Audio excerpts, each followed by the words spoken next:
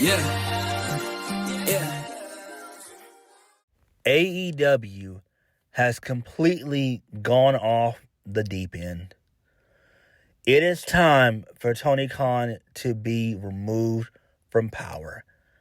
How in the hell could you run a piss poor show that goes for close to 5.5 hours? AEW Dynasty should have ended and been off the air by at least 10:30 to the absolute latest 11 o'clock. Tony Khan, you inconsiderate son of a bitch. What in the hell are you doing, bro? Do you think that most people who watch this show, do you think that most of us have remote jobs or we are unemployed? No. The vast majority of us have to get up and go to work the next day. Be considerate. This is pathetic. This show should have went off the air at least 10:30. And there were at least 4 or 5, well, no. There was at least a good close to 6 matches that didn't even need to be on this show. They could have taken place on Collision or Dynamite. This is pathetic. What the hell is he doing, man? I don't know what to say. I really don't know what to fucking say, guys. This is pathetic. If Tony Khan is not removed from power, he will be the death of AEW. Mark my words. Him and the Young Bucks. Oh, I'm sorry. I spoiled the ending for you guys. I'm sorry. Oh, I'm not. This was bad. Dynasty was bad. This was literally the worst pay-per-view in the history of AEW's 6-year existence. Let's just go ahead and get into AEW Dynasty from April the 6th, 2025. I watched the pre-show. We're not going to really go over it. Anthony Bowens, he returned and he defeated Max Caster. So the Acclaim is dead. And it looks like both Max Caster and Anthony Bowens are dead. But it seems like Max Caster probably can survive because he's got a Miz-like character, basically. He's over, so, But it is what it is. Moving on. First match of the night. Men's Owen Hart Cup Tournament. Will Ospreay defeats Kevin Knight. The match was okay. Kevin Knight is decent. He just needs more time. Ospreay winning via the Hidden Blade was fine. This makes sense. Kevin Knight's going to do big things, but with Tony Khan's booking, I doubt it.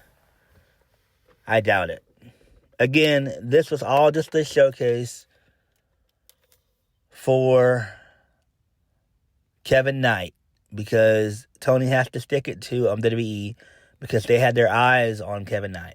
They actually were looking for him to try out for WWE. That's all he got. It wasn't like they were going to sign him. They may have if he would have done well in the tryouts. But, this is fine. He's already suffered his second loss. How do you build him back up? I really don't know at this point in time. I don't know. And it's not really all that important to me because, really and truthfully, he shouldn't even be in this. This shouldn't even be on pay-per-view. This should actually have taken place on Dynamite or Collision. Moving on. The Hurt Business. Bobby Lashley and Shelton Benjamin, with the help of MJF, they defeat Big Bill and Brian Keefe to retain the AEW World Heavyweight Championships. So MJF, he is in the crowd towards the end of the match. He hits Big Bill with the Dynamite Diamond Ring.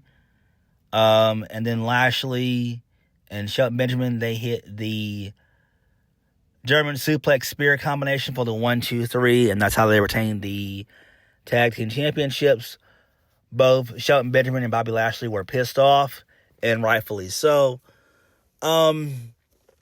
This is another match that could have taken place on Collision or Dynamite. Take your pick. It doesn't matter to me. And I have no idea where this is going. I am kind of shocked we didn't see Cedric Alexander, but he may appear on Dynamite this upcoming Wednesday. We just have to wait and see. But Shelton Benjamin will... my bad. Cedric Alexander will be in AEW in due time. That is 1,000% sure. Moving on. Mercedes Moné. She defeats Julia Hart. So she advanced in the women's own. So, it is what it is. Who cares? This was not really a good match. This should have been on Dynamite or Collision. Again, these first 3 matches should have been on Dynamite or Collision. Moving on. So, the Death Riders, Pac, Claudio Castagnoli, and Wheeler Yuta, they defeat rated FTR, Edge, Dax Harwood, and Cash Wheeler. So Wheeler Yuta, he gets the win via the Busaiku knee. Who really cares? Not all that important. Post-match, they did an angle to where Dax just immediately hit the power driver on Edge. Then he grabbed a couple of steel chairs from under the ring. He brings him in. He's about to do the concerto. Cash pushes Dax. Then Cash is about to help up Edge to his feet. And then they hit the shatter machine. And then they do the spike pile driver onto the steel chair. And then they end up doing a concerto, taking out Edge. The crowd boos the shit out of FTR. And then they mock Edge, that being Cash and Dax. They put on the neck brace and everything else. And then Edge is wheeled out on the stretcher. And this makes perfect sense. I love this. So now we know it's going to be Edge and Christian reuniting to take on FTR at All In. So that is great. That should be fun. Edge should be out for a good, probably 7 to 8 weeks. And since Edge received this beatdown, it's coming for Christian. Christian's going to get his ass kicked by the patriarchy. I'm pretty sure in due time, Nick Wayne and that piece of shit Kip Sabian and Mama Wayne, they will turn their backs on Christian and beat the shit out of him. And maybe Luchasaurus might return in the process and take out Christian Cage as well. So that should be fun. So at least we got one match for All In set, and that's pretty good. So good stuff there. Moving on. This leads us into Timeless Toni Storm versus Megan Bayne for the AEW Women's World Championship. Timeless Toni Storm retains via a roll-up. Megan Bayne did a bunch of power moves in this match. It was a really good match. And Toni Storm was able to hit the Storm Zero. Megan Bayne kicked out at 1. I was like, okay, they're going to give her the title. So she ends up doing some more power moves like clotheslines and German suplexes and stuff like that. She ends up hitting the F5, but it takes her too long to do. And then Toni Storm rolled her up for the 1, 2, 3. Makes perfect sense. All right, where does Megan Bayne go from here? All the way down. She climbed all the way at the top of the ladder and the mountain, and now she has to climb back down to get to safety. This is why Toni should have spent more time building up Megan Bayne as an unstoppable force. You build her up. She didn't need to be in this position right now. You could have done this at Double or Nothing. You could have built her up for another month and a half, because Double or Nothing is like close to 8 weeks away. So that's more than enough time you have to build Megan Bayne and make her be dominant. And then, you have her go over Toni Storm, if that's what you want to do. But now that's not going to happen. So it looks like Megan Bayne's just going to continue to get beat. I mean, what do you do with her going forward? She has to go back down. It sucks, but it is what it is. And this match could have also taken place on Collision or Dynamite as well. I forgot to mention they also did an angle where, a video where Thomas Tony was doing, I think it was Rocky, so that's fine there. That's always pretty cool. But Luther wasn't doing, like, hey, come on, you can do this and all that stuff. He wasn't even doing anything like that. So it is what it is. Moving on. So this leads us into Kyle Fletcher defeating Mark Briscoe. Who cares? I really don't give a shit about this at all. Moving on. This should have never even been on the show at all. Continuing on, Chris Jericho defeats Bandito. Yes, Jericho defeated Bandito via the Jericho Bat. He pinned Bandito clean in the middle of the ring. Then Bandito's family, they ran down Aubrey Edwards, who was talking to Bryce Rensburg, and they explained to him that the bat that Jericho used, he used the bat to win the match. Jericho cheated. So, for whatever reason, this match restarted, and it ended up with Bandito winning with the 21 suplex for the 1, 2, 3. This was dumb as shit. Why would you do this? Why would you do this? Bandito should have easily defeated Chris Jericho instead of having to restart the match. What the hell? What's going on? Tony, what the fuck are you doing? Or if you didn't want to do it at Dynasty, you could have done it at the ROH pay-per-view in May. Or you could have done it at Double or Nothing on the pre-show if you wanted to. I don't care which. But this was lame. This is dumb. And I'm a fan of Bandito. But damn, what are you doing, dog? What are you doing? I hate when they do shit like this. This pisses me off. So, it is what it is. It's not that important. Who cares about this shit? Moving on. So, another match that should have taken place on Collision or Dynamite was Daniel Garcia versus Adam Cole for the AEW TNT Championship. No time limit, no outside interference. Adam Cole just wins. So there was no heel turn from Adam Cole, and there was no heel turn from Daniel Garcia. It was just a match. And they ended up doing the Canadian Destroyer like 7 or 8 times. What the fuck? And the crowd was not in this match. The crowd was dead. They were dead for a good chunk of this pay-per-view. The crowd was fucking dead. But, it is what it is. Adam Cole is now TNT champion. That's fine. Hopefully, Adam Cole can have some feuds going into this thing while he's in his reign and not just do random matches. I think you need that. But, it is what it is. I mean, it's cool that he won. Does it mean anything? Fuck no, it doesn't mean anything. Moving on. This leads us into the triple threat for the AEW International Championship. Kenny Omega defeats both Speedball Mike Bailey and Ricochet. This was just a spot fest match. False finishes, false kickouts, blah, blah, blah, blah, blah, blah. Who gives a shit? They were smacking Ricochet's bald head, both Mike Bailey and Kenny Omega.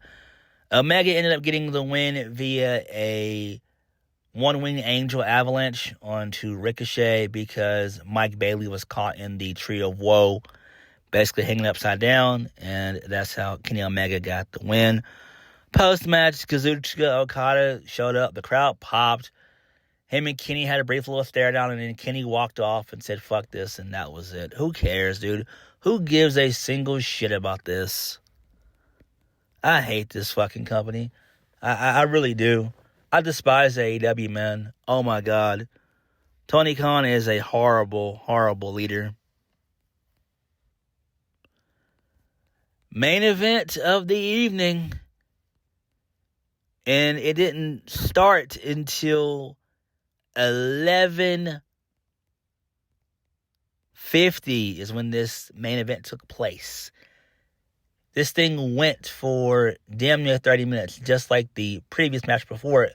Omega and Bailey and Ricochet, that went 30 minutes exactly. And that should have been about at least 15 minutes. Jon Moxley defeats Swerve Strickland to retain the AEW World Heavyweight Championship with the help of the fucking Young Bucks. Yes, you heard that right. The fucking Young Bucks, who have been gone from AEW since about either November or December of last year. Oh my God. Oh my God. May the Creator above help us. Oh my God. Oh! Fuck. My God. I am so ready for Jon Moxley to just fucking retire. I don't care if he knocks up Renee or not. I'm ready for Jon Moxley to go. This Death Rider story is literally killing AEW. Killing it from the inside out. It's a fucking cancer. The same thing with the Young Bucks. This was a shitty match because Moxley just knows how to do indie bullshit. He ended up biting Swerve in the match. Swerve, was gushing blood and everything else. They ended up doing a rev bump in the match. So Moxley, damn near took the referee's head off with the steel chair. Moxley ended up getting a ladder. Swerve jumped on it. He hit a Swerve stomp from the ladder, broke the announce table. Then, who came out? Oh, yeah, it was the Death Riders. They came out because Swerve was about to win. Then the Ops, they showed up and they brawled and everything else. So then the lights go out. The lights come back on. The Young Bucks, they appear, and then they hit the BTE trigger or the EVP trigger.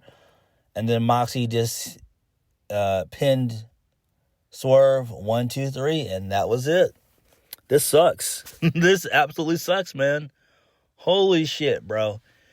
You mean to tell me that you want to wait another 3 months for Moxley to lose this thing at All In? Another 12 fucking weeks of this bullshit. Oh my God. Tony Khan, you dumb motherfucker. 12 weeks. 12 more weeks of this bullshit that we have to suffer through. 12 fucking weeks of this shit.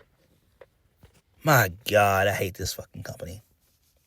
Holy shit. 12 weeks. And I'm guessing, so the Young Bucks are probably going to go after Swerve and Hangman. So, who's going to dethrone Moxley? Is it going to be Hangman? Is it going to be Will Ospreay? Who's it going to be? Somebody has to dethrone Moxley. The motherfucker has to do a job to somebody. Who's it going to fucking be? You can't put it on Darby Allin. Darby is out of the picture. All right? He's climbing Mount Everest. You got to put somebody else in that spot. This show was awful. It was awful. It was awful. The only thing I liked on the card was Tony Storm and Megan Bayne. But what did you guys think of Dynasty? Like, comment, subscribe. Peace.